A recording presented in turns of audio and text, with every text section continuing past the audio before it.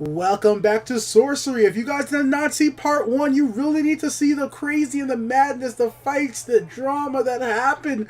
We're down to 5 stamina. Do we enter this town and risk it? Do we walk away up the path? Or do we pray to the crow god and hope we get a blessing? Let's go find out. Let's do it. I think I'm going to pray before I do anything else. I could go over here, or I could go over here, but... you know what? I think the right thing to do is pray. Alright, so we prayed to the crow god, and it looks like it restored us some stamina. It got us up to 5 stamina. I think that's good. Alright, so we're going to go into town. You walk into the village. Young hill dwellers pass you and stare at your strange clothes. You nod back respectfully. Look at the people. Ignore them. These people are poor and live difficult lives. If your mission fails, they will not survive long. But they cannot survive long out here regardless. Okay? I'll say rest at inn. Talk to the alehouse. Alehouse. Wow, look at these guys. Look at the illustration on them, man. They look haggard. These people, like, they've been through some shit. They've seen some stuff. Walking down the single road, you quickly find a hut with its front covering pulled twice open and a smell of brewed beer coming from inside. You go in. Several hill dwarves are here talking gruffly. When you enter, they watch you with undesirable caution. Okay. The owner of the hut comes over to you. Welcome to Chris Kakani, he declares. What do you want? Greet the owner. Ignore him and sit with the hill dwarves. Greet the owner. An evening's rest and a drink to wet my throat, you reply. Ale is 1 gold piece, he replies. Please sit. You go over to the table where the hill dwarves are. Sit with the oldest. Sit with the youngest man. Sit with the youngest man. You catch the youngest man's eye. He moves over to your right beside you. I'm thinking the young guy might be more into meeting new people. Old people sometimes be a little cautious. They've seen a lot of shit. They're a little hesitant. They've seen people get... you don't get to be old in a universe like this without being a little bit untrusting. A young guy might be a little bit like, hey, buddy, I'll buy you a drink because I got no goals right now. We were robbed, y'all. We had to shank somebody in the last episode just to stay alive, but then their crew came through and robbed us of our rations, our gold, everything. He moves over to your right beside you, close enough to whisper in your ear, but you don't quite catch what he says. Repeat that? The man giggles to himself, on his breath, leaning in again, so close you can smell the fumes on his breath. He declares, Snatch takats. Then he collapsed in a fit of giggles once more. Whatever his joke is, you cannot see it.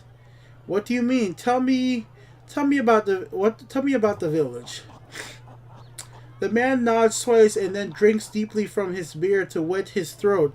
Or perhaps not, because as he puts the mugs down once more, he says nothing, just fiddles with his fingers, occasionally grins in your direction. What's wrong with you?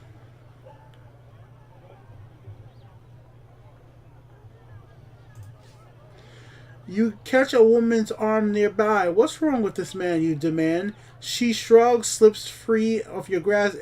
Every village has one, she answers. Doesn't mean we're all like that. Good stock we are. And she flutters her eyelid. You get back to your feet. The young man giggles to himself, but does not attempt to stop you.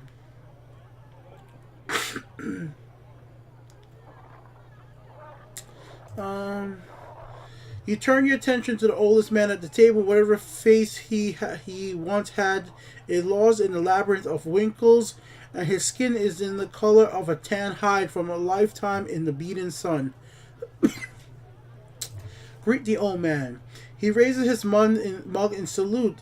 Stranger, his face is gravelly like the dusty dirt that lines the streets of his town. Where you're from?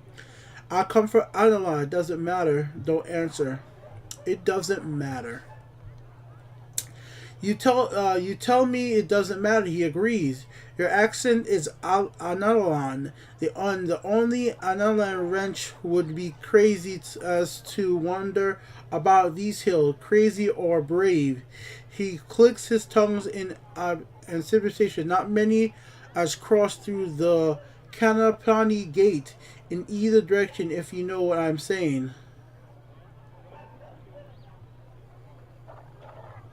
I understand you.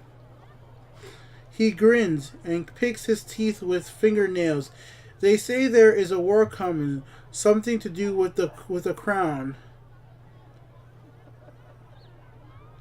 A crown? Let's not tell him what we hear. A crown? You ask curiously.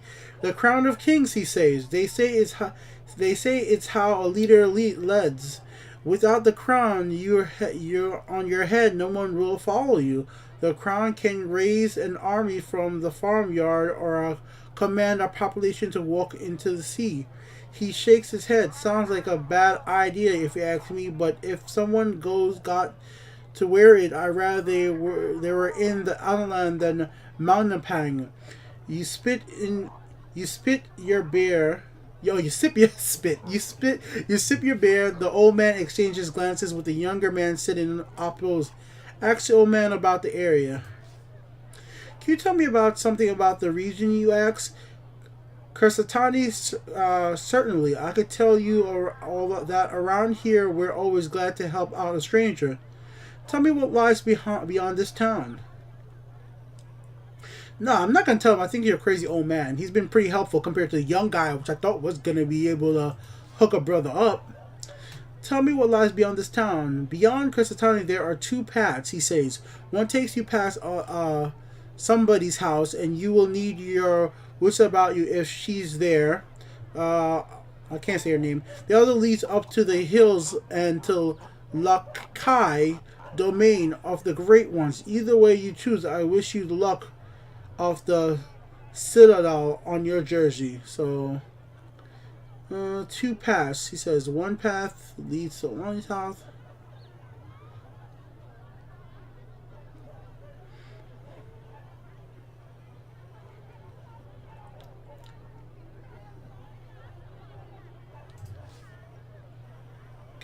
Who is Sinna, god of hopeless causes? The man replies and laughs. Oh shit.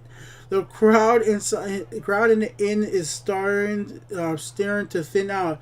You finish your beer in a single drought and get to your feet. You make to leave the inn. The owner stops you, holding out his hand. Oh shit! You knock him easily aside. He straggles against the bar. You step into the street, but the villagers of Kara are used to tyrants, and they do not stand for it. He strides right back out again and knocks you back yourself. Oh man, I had no money, bro. I wanted that drink. There is no time to draw your sword or launch a fireball. Your fist is you'll have to do. Block. Time you learn some manners, the innkeeper declares as he lunges for you. Raise your fists to block. We're gonna go for a bash. Straight in his face. Take that! Haha. Enough of this. You leap forward, grabbing with both hands and headbutting him. Old man guard is down. The innkeeper rubs his arm ruefully. His guard is down. And we're going for 5. Bash him again. Ha ha ha ha ha! You have him spit his lip once, and you aim to do it again. I like this so much. You aim a savage blow at his jaw. The old man can do nothing. The innkeeper beckons you. Block. You drop back, raising your fist to protect your body. Make an idiot out of me, my own bear. Make an idiot out of me in my own bar, he cries as he comes for you. You catch and throw his punch away. You have to do better, you growl. So here we go. Now we have enough to really let him have it. Ah, wasted stamina. You set your stance up. He grabs him with the almost. Okay, actually, I don't even want to need to read this because I'm doing so good right now that I could keep this up.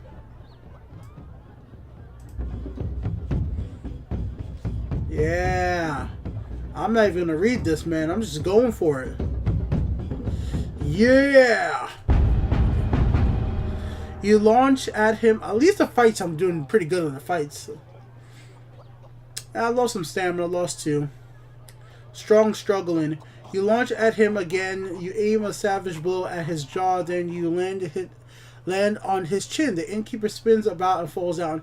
If nothing else, that costed me going there in a fist fight. But I did learn a little bit about the area, which is important. The innkeeper lies down in the dirt and stays there. You dust yourself off. Take a jug of ale from the bar and drain it to refreshen yourself a little. Then you nod to the crowd and leave. Time to find a place to sleep. Oh, I got my health back. Yeah. Sleep outside? Hells no. You stop a passerby and ask for an inn. They lead you in their direction. The woman who runs the place stands in the doorway with her arms folded. Are you from the king? She demands. No, I am on a mission for the king. Yes, I'll say that. I'm on a mission for the king, you reply. Taxes, she replies. Yes, indeed. The woman narrows her eyes at you. This is a guest house, the best of Casetta. Only guests stay here, and any guest of mine knows it costs me three golds apiece to host a travel overnight. 2 to feed them, but it's all between friends. You do not have money. You do not have money for either.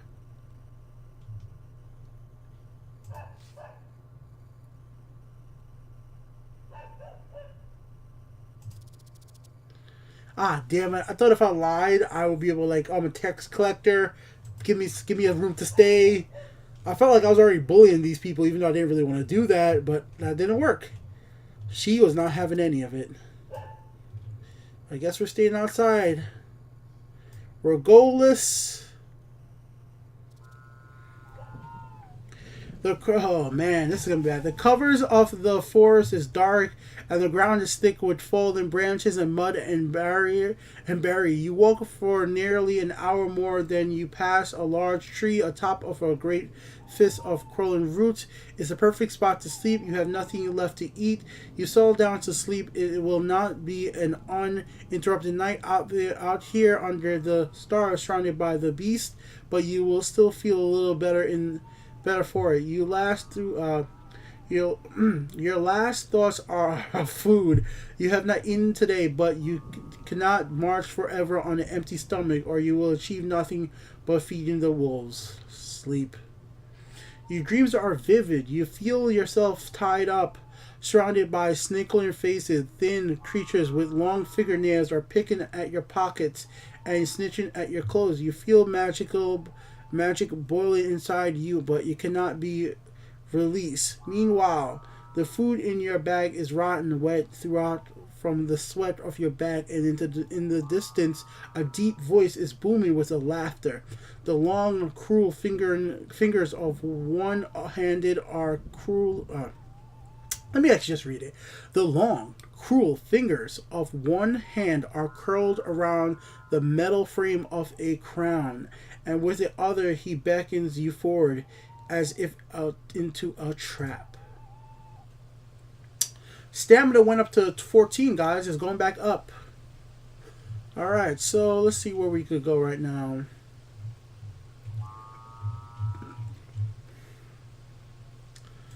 Let's get beyond this damn place. You wake early and sit for a moment into no great hurry to leave this place where you have lingered so long. This is now the third day of your journey, and the muscles in your legs are feeling lean and strong from so much walking. You spend a short time while enjoying the peace, and then unhurriedly collect your possessions and set off along the path. Kasatani is surrounded by several miles of fields. It sits in a well-protected ring of hills and is close enough to the river to be reasonably prosperous. As you follow the path between lines of sun-baked crops, you come to the fork in the road, and the right-handed way leads past a set of outbuildings, while the left hand directly into a deep woodland. Okay, between the buildings.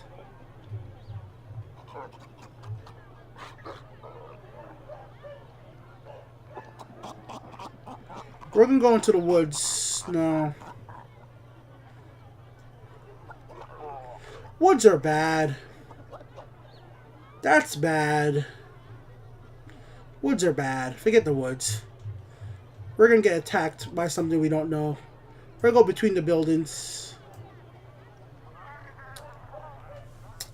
You glimpse a few people at work by the building. There will be a precious little company on your journey, so you should take any while you can. Approaching a low wall, you see a blind beggar, sheltered in shade with his hand held outstretched. He hears you approach and clicks his fingers. Alems, would you, for the love of... Okay, look at him. I have nothing to give. I have nothing to give, you tell the man. He nods twice. No one ever does. Strange how you are all well fed while I'm still hungry. You walk on a little further up the road. An ox cart turns towards you. The driver lifts a hand. You want a lift, do you? He calls. I see you walking. I'm headed this way.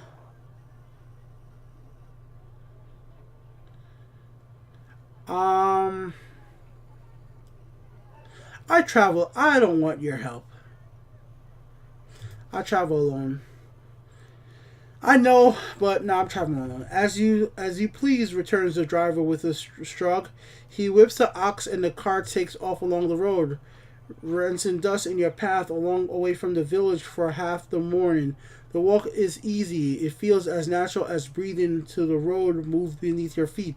Hard to believe you trained for this journey so long. Now that you're on it, you climb a little, tracing aside the group of trees until you meet a fork in the road. You continue straight upwards and turn to west for a while.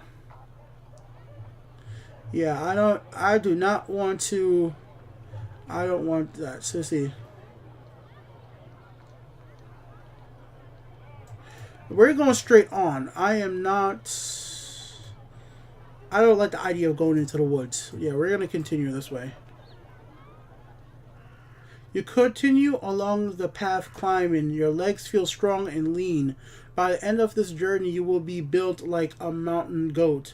The afternoon progresses along and easy. This place you are walking through seems thick with delusions, as if it was long ago abandoned, and then, as if to confirm your thoughts, you come across two enormous stone pillars, listening slightly either side of the road. They form a gate, but the gate is three times height of a man. Look over them, go through them. We got spells.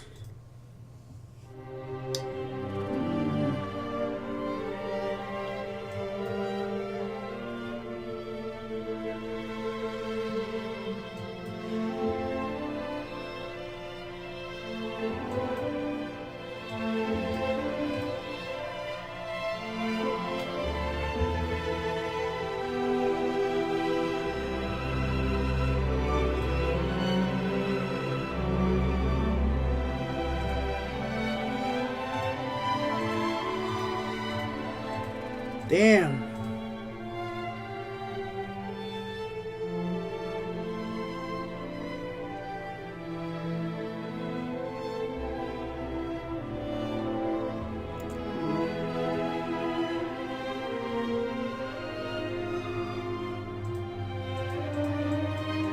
Okay.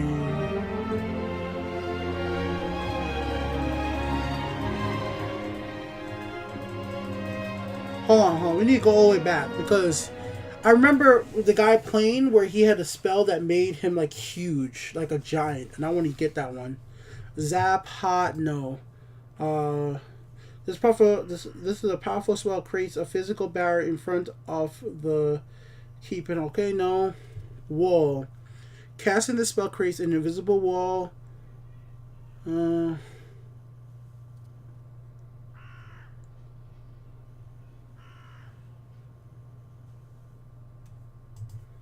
okay, law.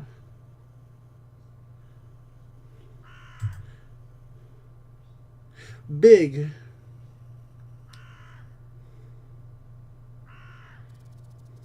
Yeah, I want to use big.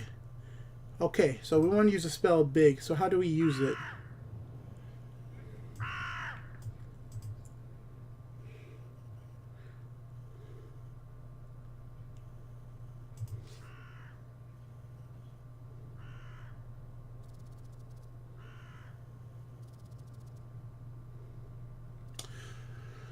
I guess you can't cast a spell unless it tells you to. Like, how would I cast a spell when I don't... I guess you only could cast a spell when it lets you. Man, that sound is fucking, like, super fucking loud. We're gonna go through.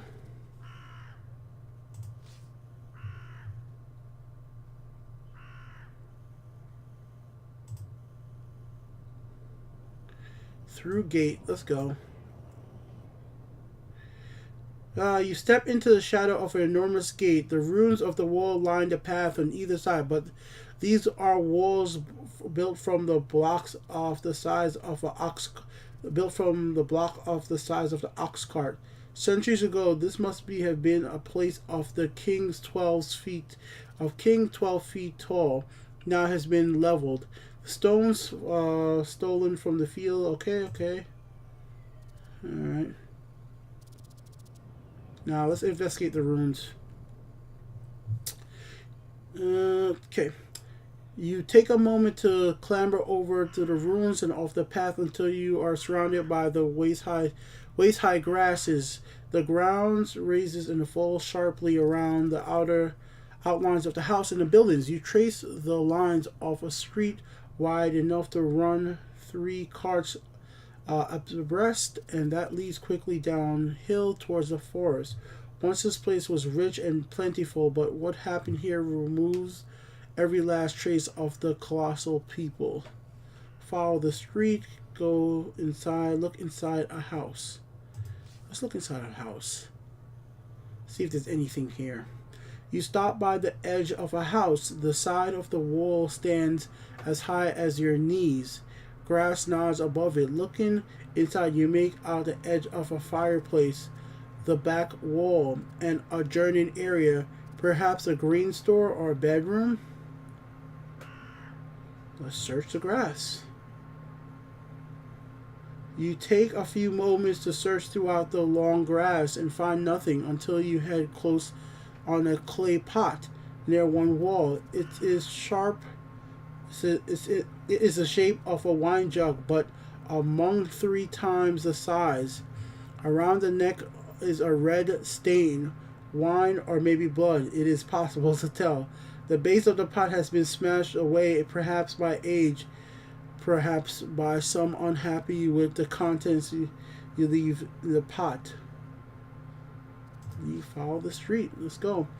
You follow the lane of the street down the slope of the hill further. You go the path, the more overgrown the rooms become until you can barely make out the outlines at all. After a while, you are not following the street at all, but simply holding the same line. You're approaching the edge of a thick woodland.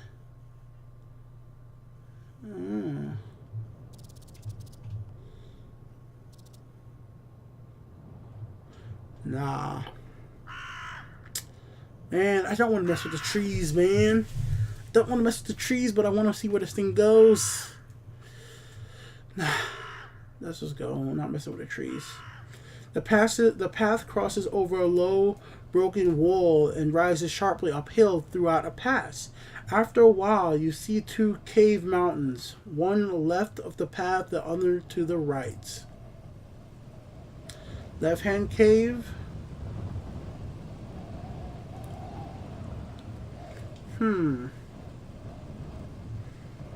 Let's go to the right hand.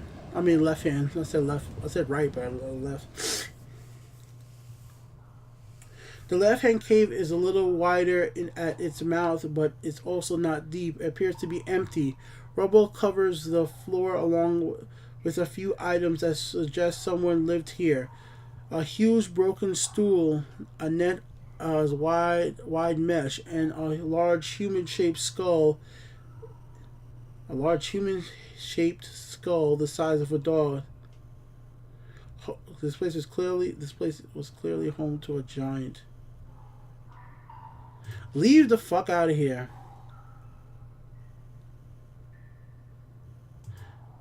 Yeah, we're not fucking with no giant right now. Nah.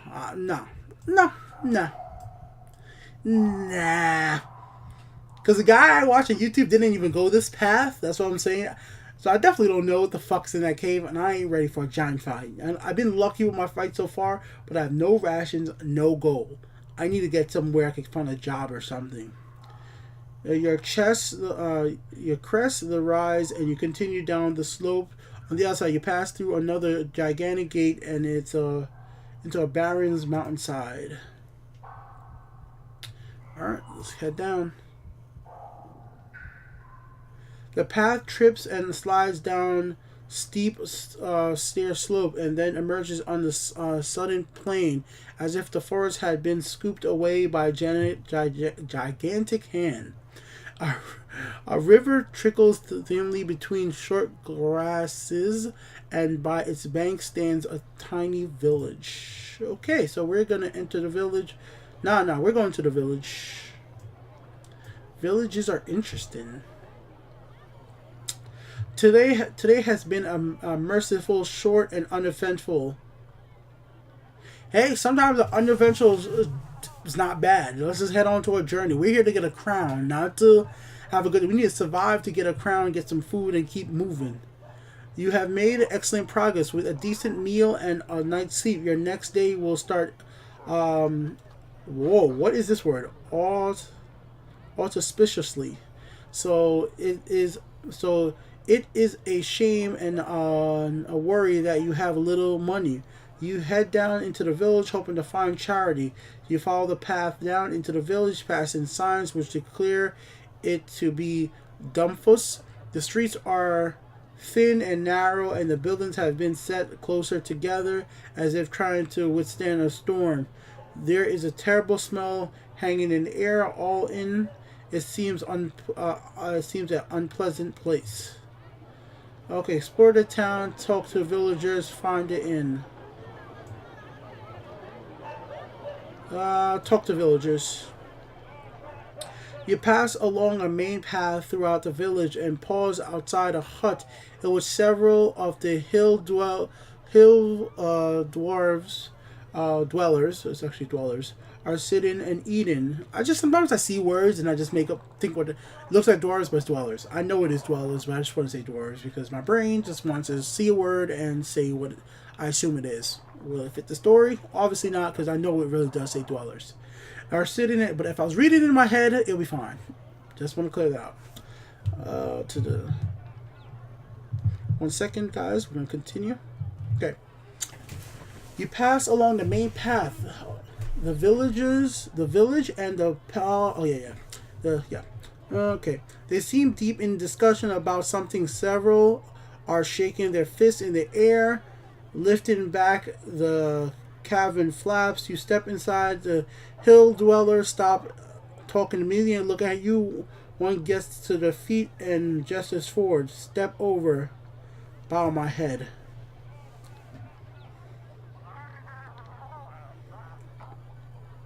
You nod your head once to the man who returns the gesture. One of the other calls something in the native tongue and points to your side to where your sword hangs out below the hem of your cloak. Is in broken common. The first man goes, no weapons.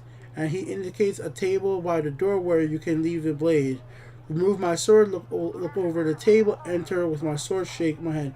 I'm removing my sword because I need charity right now, and they already outnumbered me. So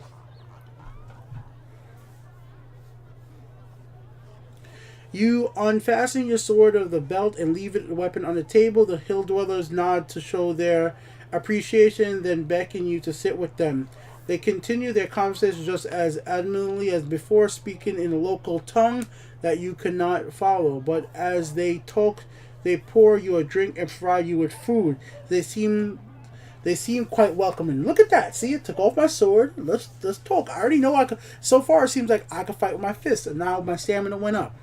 Listen to their talk. Ask what they're discussing.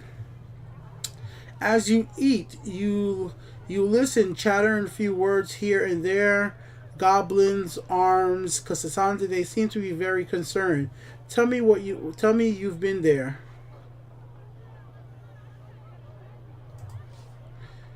I've been to Cassandra, you declare. The man nodded but did not seem surprised. Slowly you piece together the story.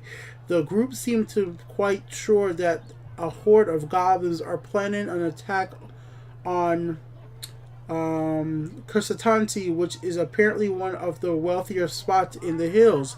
They're discussing whether or not it would be worth helping the village defend itself, which might mean they'd offer some kind of reward.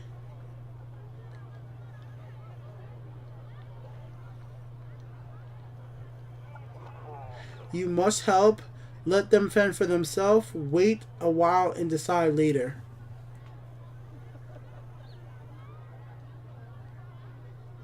If I help, I want to see this. I'm gonna, because for a fact the guy I watched playing this did not run into this situation. I want to help. I want to see how this plays out. You must help, you declare earnestly, because it does not help us. One of the men points out, they are rich, we are poor. You will place them in your debt. The man nods, swayed by the ruthless logic. And you, how do you fight? One man asks.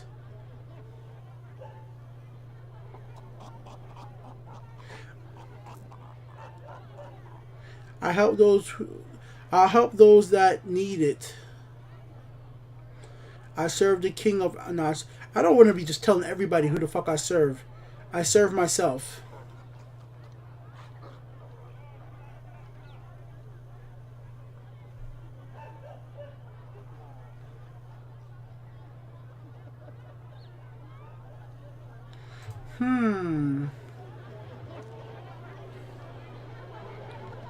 I don't know if that was the right thing to say, but I also want to tell everybody who I'm really helping out, because the Archmage might have spies.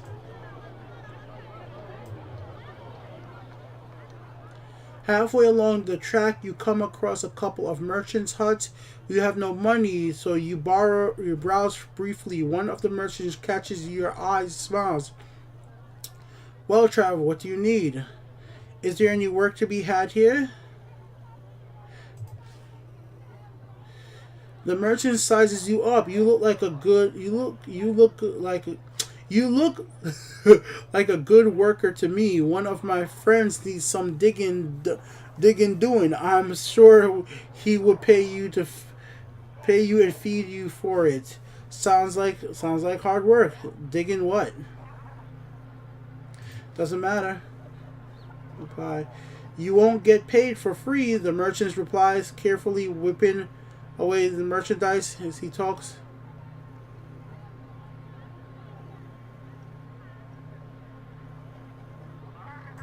Alright. Let's follow the merchant. He leads you to a house on the edge of the village, introduces you to the householder, a shop man who is properly incapable of lifting spades, let alone digging with it. I'm ready to get started. Let's just get started, man. Spade out back, he replies with a jerk of his thumb. You walk through the man's house into the back garden and smell it. The smell is terrible. The job is not just digging. It's a new cesspit. Oh, cesspit, guys. Gotta dig a damn cesspit. But to dig over the job is not just to dig a new cesspit, but to dig over the old one. It's not going to be it's going to be several hours work, but it'll probably take the whole night. Oh, cast a spell. Big. Let's do this. Let's do it. So okay, so it automatically makes me. Yeah.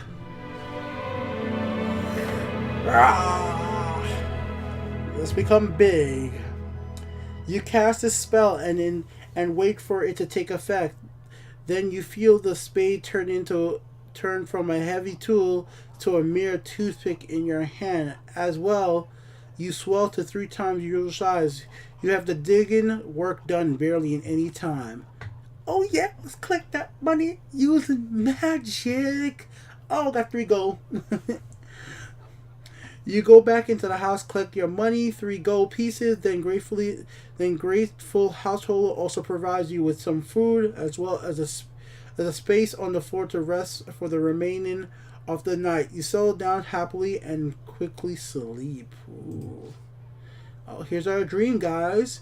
Your dreams strange dreams as you sleep. It seems as though you wander through doors and hallways built 10 and 20 times your height. You are in a insect. You are an insect, and the hills over which you walk are for the. Okay, let's just. Yeah, I hate these dream shit. Overhead offenses. Perhaps before. Okay, whatever. It's a dream. Doesn't matter. Let's see what else is that. So it looks like we can leave the village. So this is what happened so far in this episode. I completely avoided this shore. Like, yo, you don't go to that one single house, that big ass house that's separated from the rest of the villages in the middle of a forest. Like, in the middle of a forest, I feel like I'm about to get janked or some shit, man. I don't want to be just going through a forest like it's nothing. Already when I was down here by these woods, I got screwed up. So I think we're going to stay on the open paths and fucking with giants inside of, or potentially enemies, wolves, who knows, inside these caves. My fuck us over. I think we played it safe. We got back up to 14, 16. We got some gold. I think we did pretty good this episode, guys. We have to go. This is our goal. If you guys don't care, this is where we're trying to get to the next episode. So that's where we want to get there, surviving. I haven't died yet. I've been doing pretty good in fights. So we're just gonna walk over here. Then we can end out this episode and get into part 3. Let's just see what it says. Okay. You raise early, dismiss the attention of the householder, and head out into the streets. Within a few minutes of walking, you are out of the dumbfist, that's what I'm going to call it, and back on the road. After another hour or so, the way branches with one path heading up into the hills and the other turning downhill and along one side of the barren, stony, rigid. It is that a village you can make out on the top of the hill. It seems a lonely place for you. Okay. I'm going to keep on going to villages because I do think villages are interesting. Could go downhill. Looks like there might be something down here. Might be another asshole trying to jank me out of money at a bridge. But we're going to call it a wrap for this episode, ladies and gentlemen. This has been Biki here with the Untitled Game Show. Thank you for joining me for more sorcery. I will be back for the next part, keeping it going good. I know these episodes and parts are pretty damn long, but I wanted to keep it real with you guys with just how long I've played it. I'm not going to be like doing like 15-minute parts just because it's what YouTube likes. I'm going to keep it long because I'm having fun playing it. Keeping it real. Peace the heck out. Later.